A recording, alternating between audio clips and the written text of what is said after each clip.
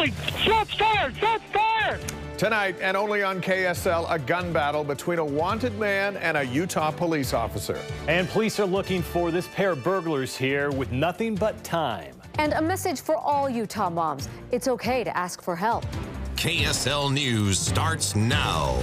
Good evening. They jump, they swing, and they saw. New tonight, police are searching for this pair who broke into a West Valley business.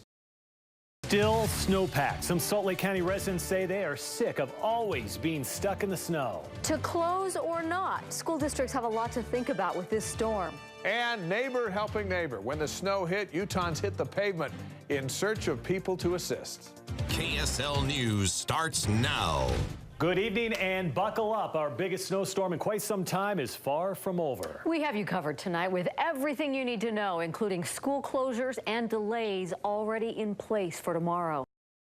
Plenty of people were pretty upset today that schools weren't delayed or even closed. Yeah, so the question is, what does it take to get a snow day? News specialist Andrew Adams talking to a couple of districts about the decision-making process here and learn about some of the factors that may actually surprise you. Andrew, what'd you find out?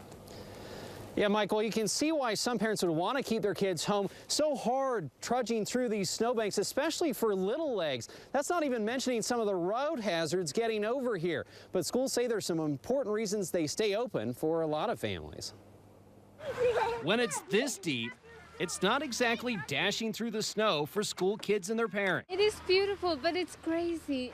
Even pulling into the school parking lot at Washington Elementary is not a given, and the roads in between, awful. People were spinning out at the intersections. Still, the show went on as normal at most schools around the state, somewhere under a heap of snow. I think they should cancel.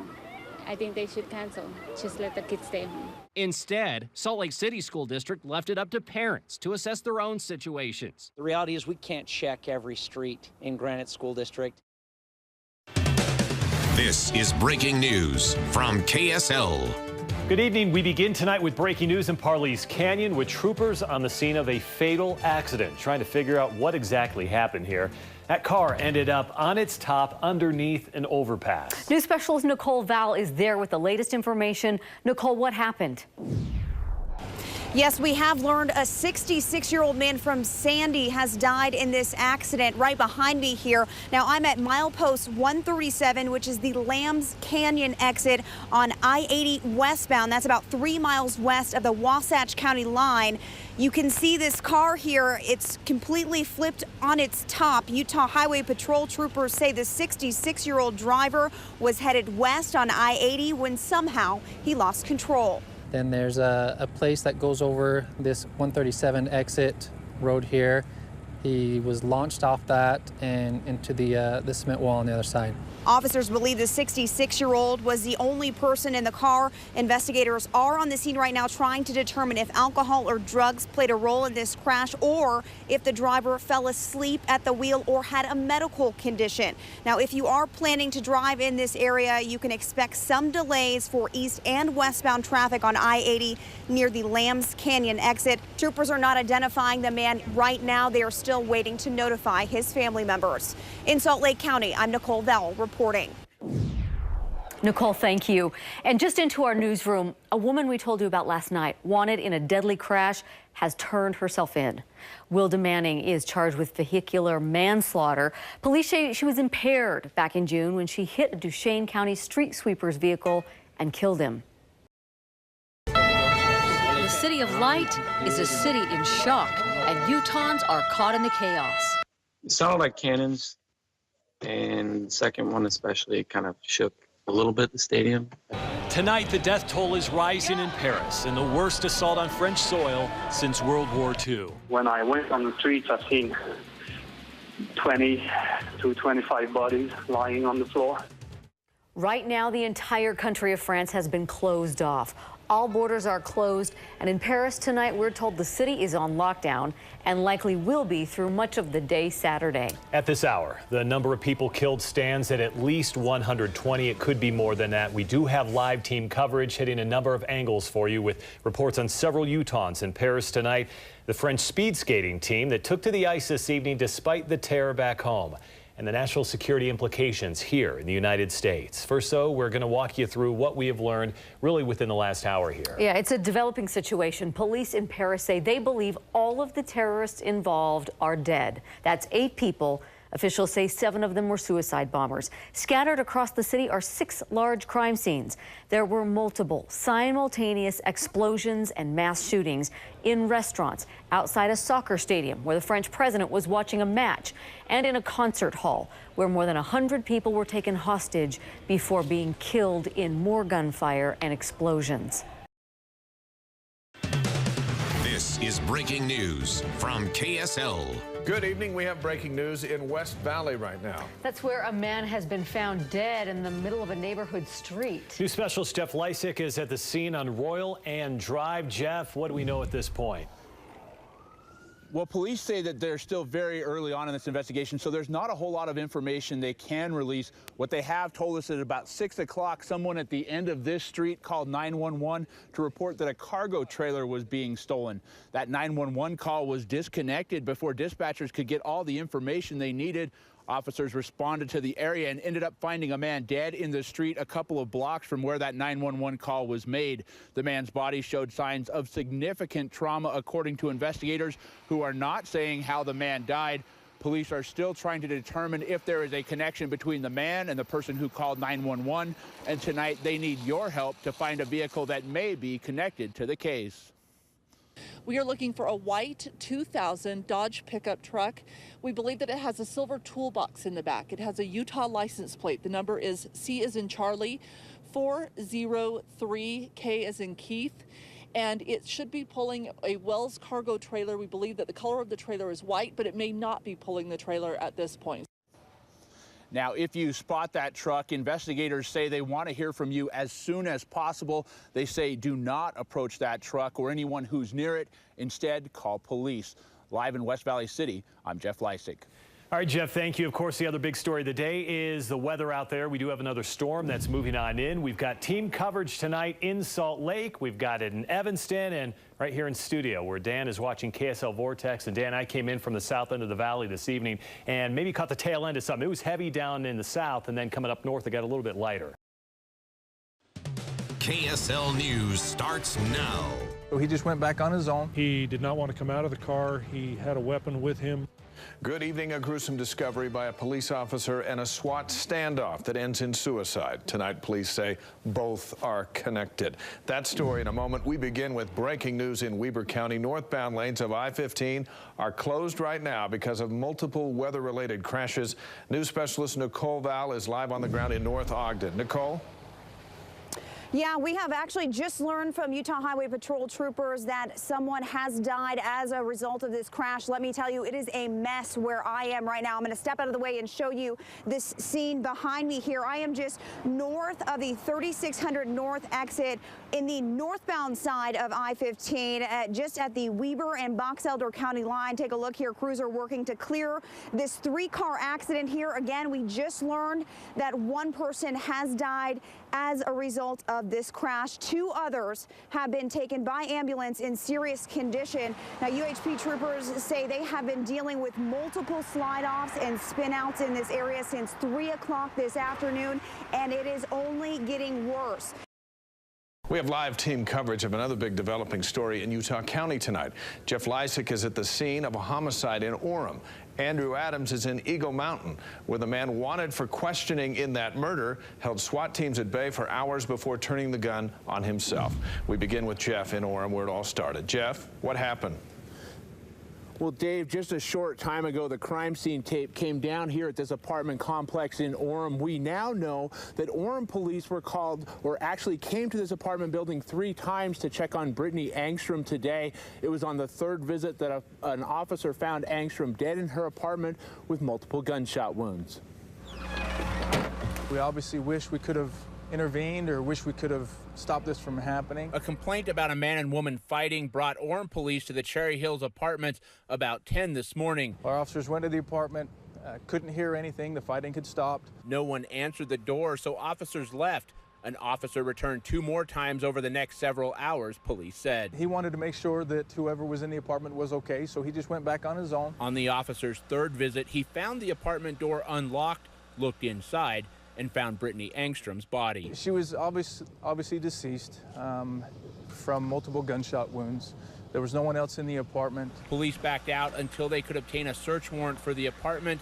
News of the shooting stunned Shelby Porter, who lives in the same apartment complex, but said she didn't know the victim. Me being born and raised in Salt Lake, it's kind of like it happens, but when it's a little Utah County, it's different. Investigators are still trying to figure out exactly when Angstrom, a mother of 2, was killed.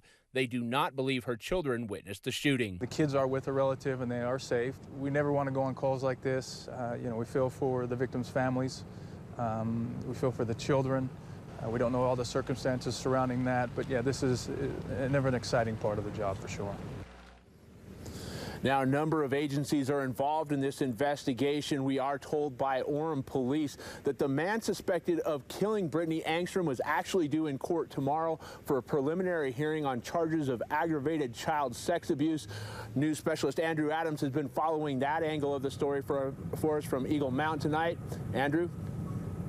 Yeah, Jeff, very serious charges facing David Driscoll. But even before that, and heading into tonight, neighbors are just stunned about what's taking place in Orem and then here in Eagle Mountain. It seems odd.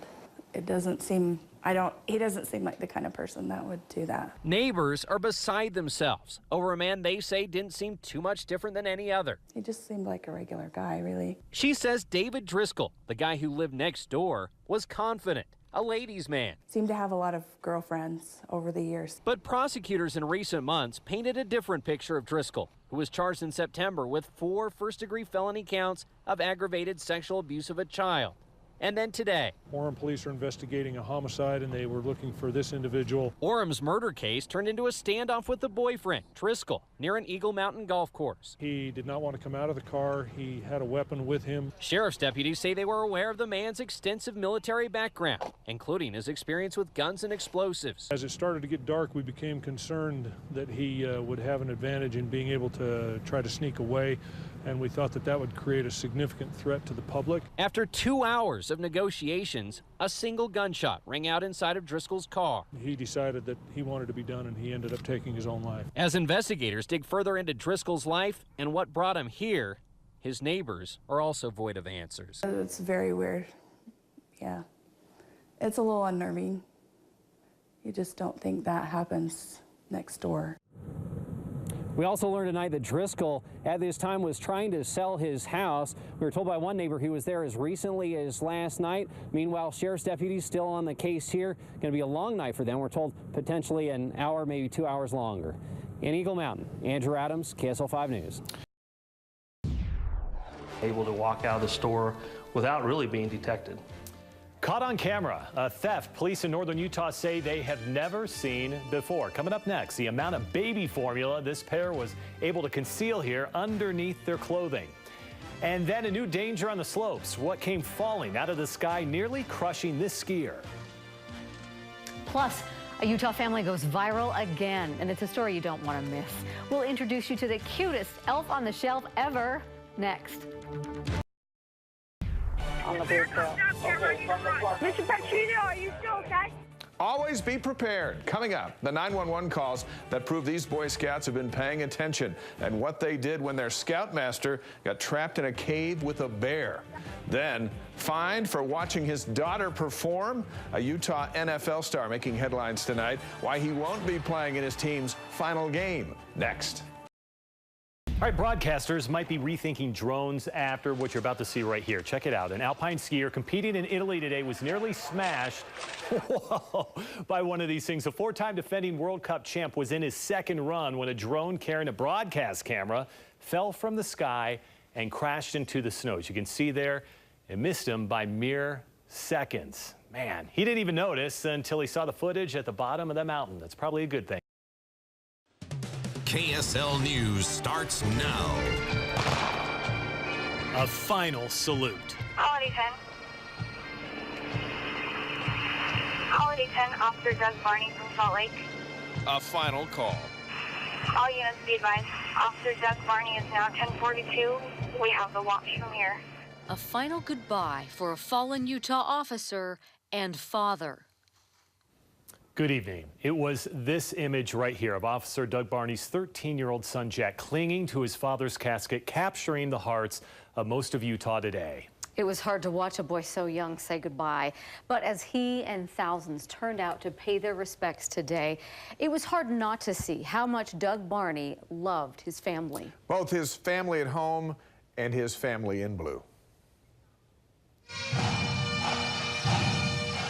Doug was a family man.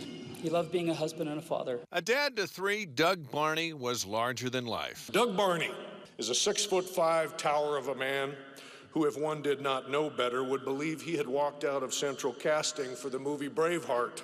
He adored his wife, Erica. I love Doug. I never doubted his love for me. Family came first to Doug. Erica, you were more than a wife to Doug. You were a saint. An 18-year veteran, Doug Barney battled cancer and won so he could return to the work he loved. Your father lived for police work. It was a perfect fit. I know this is the greatest honor of his life. I feel so proud of him, and I'm proud of all of you who wear blue. Doug's family was never limited just by blood. Doug's other brothers and sisters are here today. Officer Barney leaves behind a legacy at Unified PD. He had an instinct every good cop wanted and every great cop has. A legacy that is likely to live on. Jack, for you to speak up this week and say that you wanted to be a police officer when you grow up is nothing short of heroic. I believe every police department represented here today in this building would be honored to hire you when that time comes. I am confident Doug would tell his family that he loves them more than anything on this planet. That he knows they are suffering, but that they should understand that he gave his life doing that which he loved second only to them. He would say, please smile as soon as you can. Be strong, as we will be together in another place and time, and then I will hold you in my arms forever.